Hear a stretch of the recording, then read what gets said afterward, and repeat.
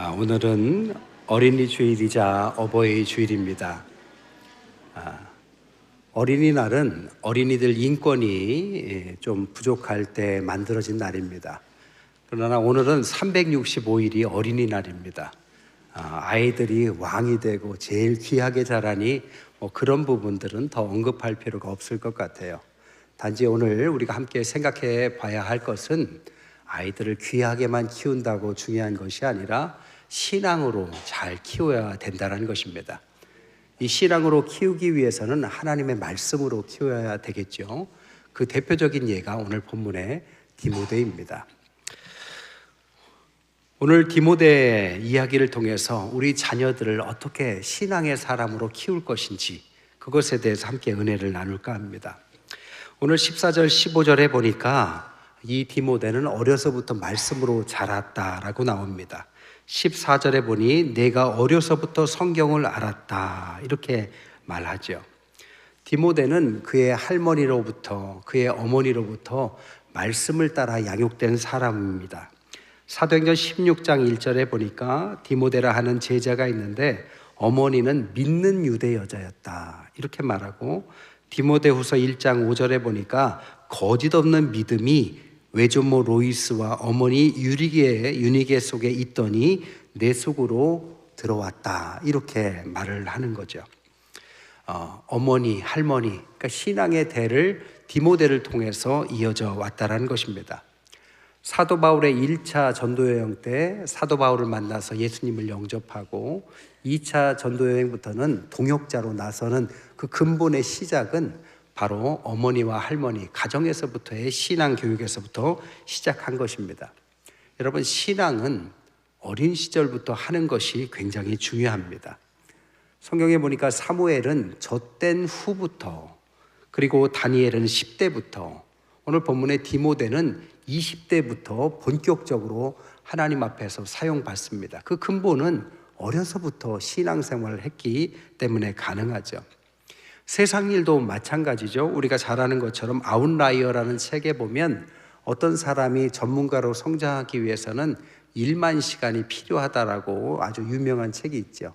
그 책에 보면 하루에 3시간씩 6일간 그리고 10.6년 정도 걸려야 1만 시간이 되는데 그 정도 해야 전문가 소리를 듣는다라고 나옵니다.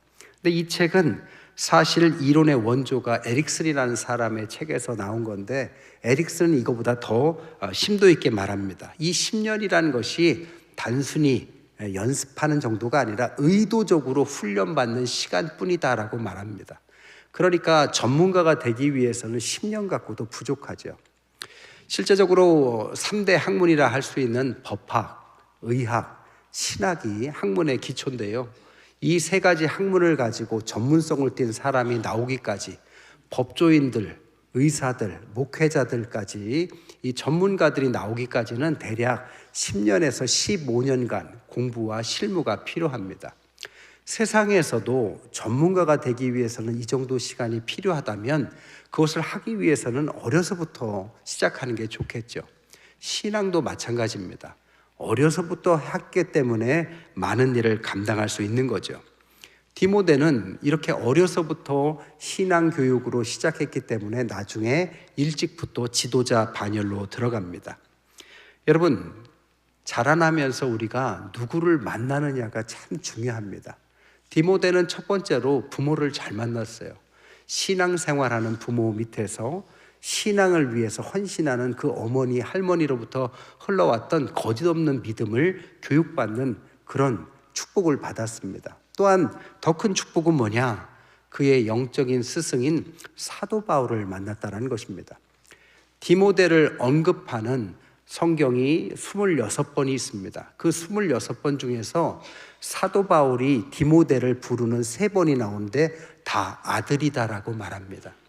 그러니까 아들과 같이 영적인 아버지이자 스승으로서 바울은 그를 어려서부터 도왔고 그를 키웠고 그를 멘토로서 역할을 해줬고, 그래서 결국에는 아주 훌륭한 디모데의 지도력이 거기서부터 나온 거죠.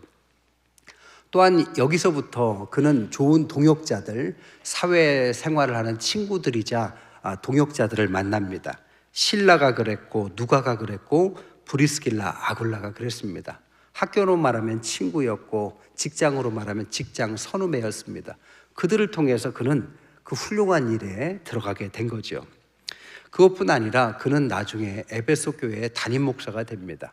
그가 책임져야 될 성도들을 어린 시절부터 맡겨진 그 성도들을 위해서 돌봤고, 또한 때로는 그를 힘들게 한 사람들도 있었습니다. 성경에 보면 후메네오나 알렉산더, 데마 같은 사람들은 성경에 언급하기를 악성 종양이다라고 할 만큼 그를 괴롭혔습니다.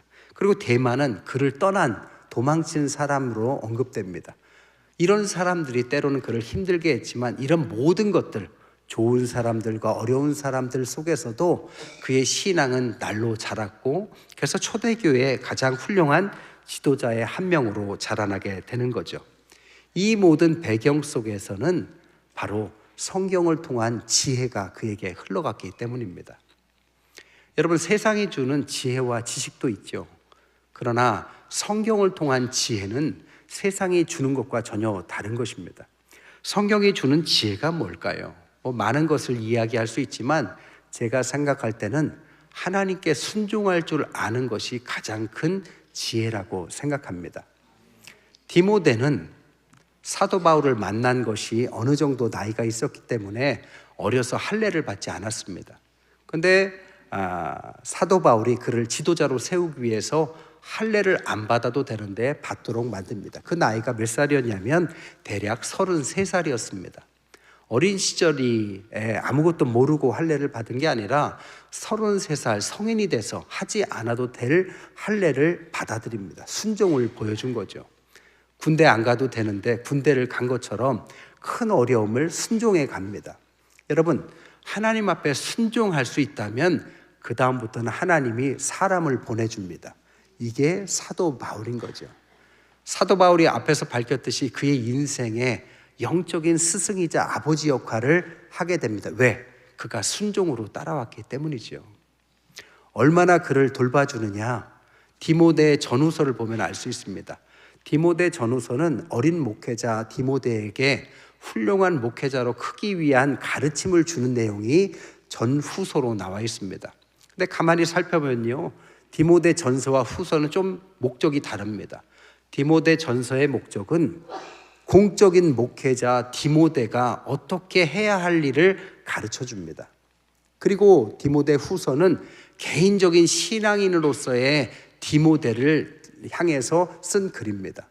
그러니까 공적인 목회자로 어떻게 자라나야 되느냐, 이것을 디모데 전서에 쓰는데 마지막에 4장 7절에 경건에 이르기를 연습해라. 그러니까 경건 훈련을 게을리하지 마라. 그리고 개인적으로 네가 목회자지만 개인적으로도 신앙생활을 혹은 사회생활에 어려움을 겪을 테니 그것을 이기는 방법을 후서에 썼는데, 후서의 4장 7절에는 선한 싸움을 싸우고 믿음을 지켜라, 이렇게 말을 합니다. 영적 싸움 지지 말고 끝까지 믿음 안에서 행해라. 여러분, 영적인 아버지이자 스승인 사도 바울이 그렇게 그를 아끼고 그에게 멘토가 돼 주었습니다. 얼마나 시행착오 없이 잘 자랐을까요? 어린 시절부터 시작한 목회 생활이지만 그는 80세까지 큰 기복 없이 목회 생활을 잘합니다. 그리고 80세에 순교를 당해서 하나님 품으로 가요. 나중에 이 디모데를 위해서 썼던 디모데 전후서가 어떻게 제일 많이 사용받느냐? 이단들을 대항하는데 가장 많이 사용받습니다. 왜 그럴까요? 바로 진짜 디모데를 만드는 책이었기 때문에 가짜들을 속아내는데 유리한 내용이 들어있기 때문입니다. 하나님의 말씀, 하나님의 지혜는 뭐냐? 하나님께 순종한 자에게, 인생의 순종을 하나님께 내어놓은 자에게 하나님은 사람을 보내셔서 말씀을 주시고 그를 만들어 가시고, 그러면 그 자녀가 진짜 인생을 살 수 있고 사회에서도 지도력을 보이는 훌륭한 인생을 살 수 있게 된다는 것입니다. 그렇기 때문에 우리는 어려서부터 성경을 가르쳐야 됩니다. 우리가 많은 것들을 자녀들에게 줄 수 있습니다. 그러나 무엇보다도 하나님의 말씀으로 자녀를 양육해야 합니다. 오늘 16절, 17절에 왜 우리가 어려서부터 성경을 가르쳐야 되는지를 간단하게 말합니다. 모든 성경은 하나님의 감동으로 교훈과 책망과 바르게 함과 의로 교육해서 그 사람을 유익하게 만들고 하나님의 사람으로 온전하고 모든 선한 일을 할 수 있는 능력을 갖추게 한다. 짧지만 가장 효과적으로 표현한 것입니다. 오늘 본문은 세 가지를 유익을 가르치는 거죠. 첫 번째, 성경은 하나님의 감동으로 자녀들에게 하나님의 숨결을 느끼게 한다는 것입니다. 하나님의 숨결이 뭘까요? 하나님께서 인간을 처음 만드실 때 하나님께서 그 코에 생기를 불어넣어서 숨결을 주자 흙으로 빚은 인간이 진짜 생명을 얻은 인간으로 변하죠. 진짜 인간이 되는 것도 하나님의 숨결이 있습니다. 에스겔서 37장에 보면 마른 뼈와 같은 존재가 있습니다. 그런데 그 존재가 하나님의 숨결이 들어가니까 결국에는 하나님의 군대로 변하는 역사가 일어납니다. 여기서 말하는 하나님의 숨결이 하나님의 감동이라는 단어가 바로 하나님의 숨결이라는 뜻을 갖고 있습니다. 성경에서 딴 데는 나오지 않아요. 여기만 나옵니다. 그러니까 하나님의 말씀에 감동받았다는 게 뭐냐? 하나님의 숨결이 성경을 읽을 때 우리에게 들어온다는 거죠. 그러면 마른 뼈와 같은 인생이라 할지라도 하나님께서 군대와 같은 힘 있는 사람들로 만들어주는데, 그것은 부모의 가르침이나 주변의 책이나 지식 가지고는 안 되고 하나님께서 그에게 숨결을 불어넣어 주실 때 가능하게 된다는 겁니다. 오늘 함께 찬송가 199장을 찬송했어요. 우리가 잘 아는 나의 사랑하는 책입니다. 그 가사를 한번 잘 생각해 보세요. 어떤 사람이 어려서부터 어머니가 무릎 위에 앉혀놓고 성경을 읽어줍니다. 성경은 지금 막 헤어져서 낡았어요. 그러나 그 낡은 성경을 보면서 어머니가 어렸을 때부터 성경의 이야기를 가지고 나를 양육했다라는 사실을 어른이 돼서 깨닫는 내용입니다. 가사가 이렇죠. 무릎 위에 앉아서 재미있게 듣던 말, 그때 일을 지금도 내가 잊지 않고 기억합니다. 옛날 용맹스럽던 다니엘의 경험이나 유대 임금 다윗 왕의 역사나 주의 선지 엘리야의 바람 타고 하늘로 올라가던 것이 지금도 기억납니다. 예수님 세상 계실 때 많은 고난당하고 십자가에 달려 죽음당한 일을 어머님께서 읽으면서 눈물 많이 흘렸던 것 내가 지금도 생생히 기억합니다. 그때 일이 지나갔습니다. 내 눈에 그러나 그것이 환하게 보입니다. 그러면서 시시때때로 그렇게 읽어주시며 울면서 성경 이야기 해주시던 것을 지금도 똑같이 헤어진 성경을 읽고 있지만 이제 비로소 결단을 하죠. 주의 뜻을 따라서 살려고 합니다. 하나님의 말씀이 금방 사람을 변화시키는 건 아닙니다.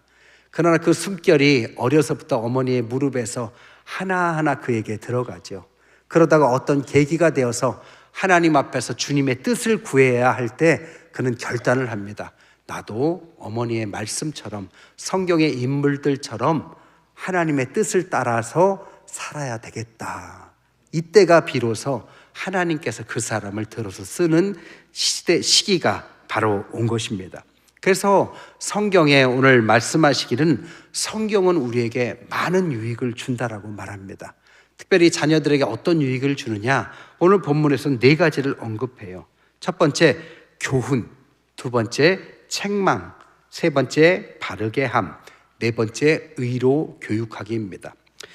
교훈이란 뜻이 뭐냐? 기초를 말합니다. 성경은 세상에서 알려주지 않는 구원을 가르쳐 줍니다. 기초를 가르쳐 주는 거죠.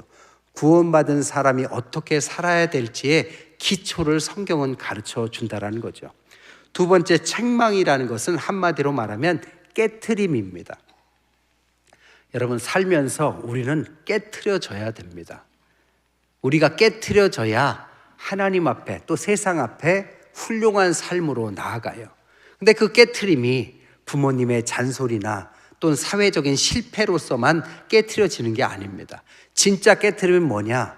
그런 일이 다가왔을 때, 어려움이 다가왔을 때 이 어려움이 어디서부터 왔을까라고 생각할 때 부족한 나를 하나님께서 깨트려서 쓰시려고 하는구나라고 할 때 비로소 진짜 깨트려진다는 것입니다. 그게 신앙의 깨트림입니다. 그때 비로소 하나님의 사람으로 변화되는 변화를 성경을 통해서 시작된다라는 것입니다. 세 번째, 바르게 함은 과정을 말해요.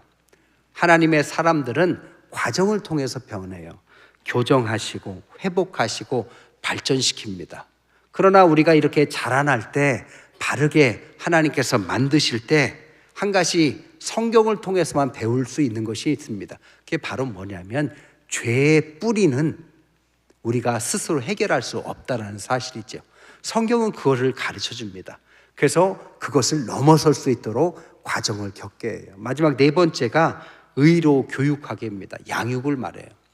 사도 바울이 왜 이 양육을 언급하느냐? 사도 바울이 살았던 시대에 그리스, 로마 이 철학이 워낙 성행했던 시대이기 때문입니다. 우리가 잘 아는 소크라테스나 아리스토텔레스의 철학도 이 당시의 철학이죠.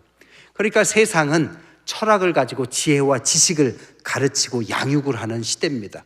근데 왜 우리가 성경을 통해서 양육받아야 된다라고 말하느냐? 성경만 가르치는 것이 있습니다. 죄의 뿌리도 가르치지만 진짜 의롭게 되는 방법을 가르치는 거죠. 우리 스스로는 의롭다 하심을 얻을 수 없지만 주님께서 이 땅에 오셔서 십자가를 지심으로 의롭게 하셨고 그 의로움을 우리에게 덧입을 수 있는 칭의를 가르칠 때 비로소 의로운 사람이 된다라는 의로 교육이라는 양육은 성경밖에 가르칠 수 없다라는 것입니다. 이 과정을 성경을 통해서 우리에게 숨결로 불어넣어 주시는 거죠. 두 번째, 성경은 우리를 온전케 합니다. 자녀들에게 최선을 다해서 가르쳐도 바르게 자라는 것은 부모가 어떻게 할 수 없는 부분들이 있습니다. 그래서 말씀으로 온전하도록 만들어야 합니다. 오늘 본문의 디모데는 한 가지 핸디캡이 있었어요. 사도 바울이 어려서부터 말씀으로 그를 잘 양육했지만 한 가지 너무 어린 것이 문제였습니다. 디모데전서 4장 12절에 보니까 누구든지 내 연소함을 업신여기지 못하게 하라 이렇게 말해요. 여기서의 연소하다라는 원어가 네오스인데 그 당시의 나이로는 군대 갈 나이부터 40세 이하까지를 이 네오스라고 표현했습니다. 그러니까 33살에 할례를 받았으니 30대였겠죠. 30대는 그 당시에 교회에서 지도력을 발휘하기에는 좀 부족한 나이였습니다. 그래서 교회 내에 그를 믿지 못하는 사람들이 영적 리더십을 흔들었어요. 그러니까 디모데가 아무리 열심히 해도 믿어주지 않으니 그것을 온전하게 사역하기가 힘들었죠. 그때 사도 바울이 디모데전서 4장 12절에 뭐라고 하느냐? 오직 말과 행실과 사랑과 믿음과 정절에 있어서 믿는 자의 본이 되라. 이 티포프라는 단어는 모델이 되라는 뜻입니다. 그럼 어떻게 모델이 되느냐? 앞에 세 가지 권위를 얻지 못하는 연소함을 극복하는 세 가지 예를 듭니다. 그 세 가지가 뭐냐? 첫째, 병사가 되라. 두 번째, 경기하는 자가 되라. 세 번째, 농부가 되라. 병사가 되라는 의미는 뭐냐? 여러분, 군에 가면 옷들, 속옷들, 먹을 것들 다 줍니다.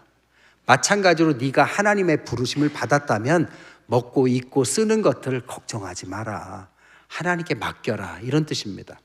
또한 경기하는 자라는 것은 경기를 하는 선수가 룰을 지키듯이 너는 하나님의 법을 묵묵히 따라가라.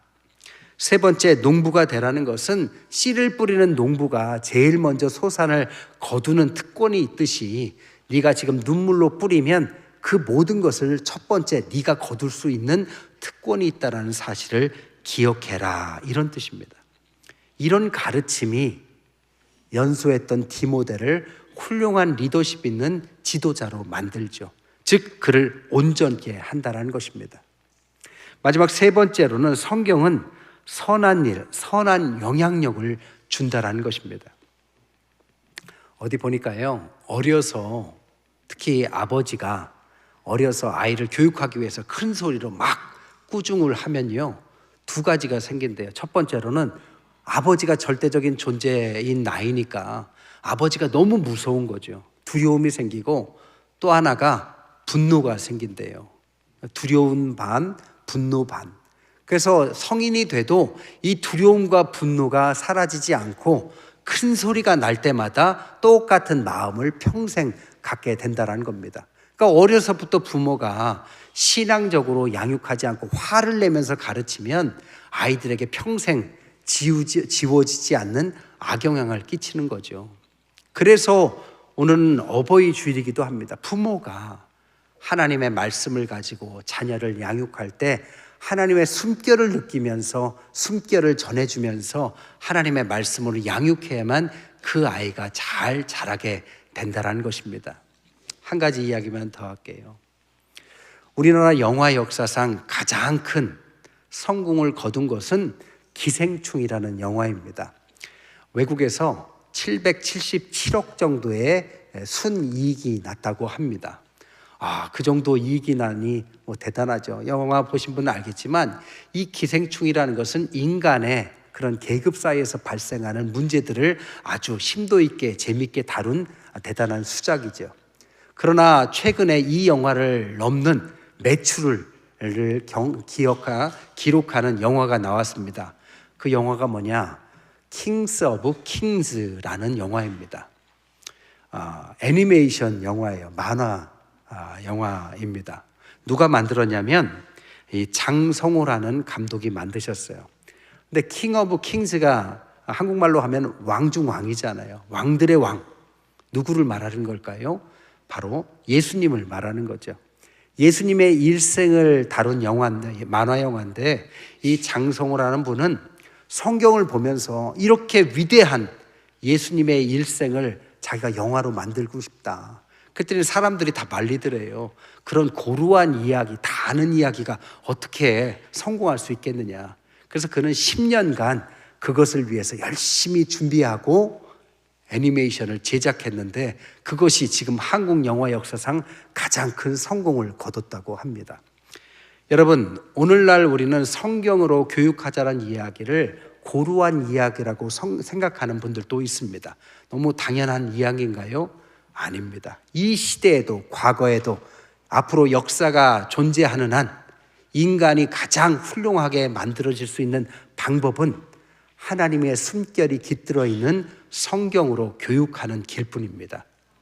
우리 신앙의 힘은 바로 여기서 나오는 거죠. 오늘은 어린이 주일이자 어버이 주일입니다. 가족에 귀한 자녀를 주셨지만 자녀의 성공을 원한다면 여러분 다른 길을 선택하지 마십시오. 어려서부터 말씀으로 잘 양육하고 그 양육하기 위해서 여러분부터 말씀으로 서 가시며 하나님의 숨결이 여러분의 가정과 자녀에게 넘치시기를 주님의 이름으로 간절히 축원드립니다.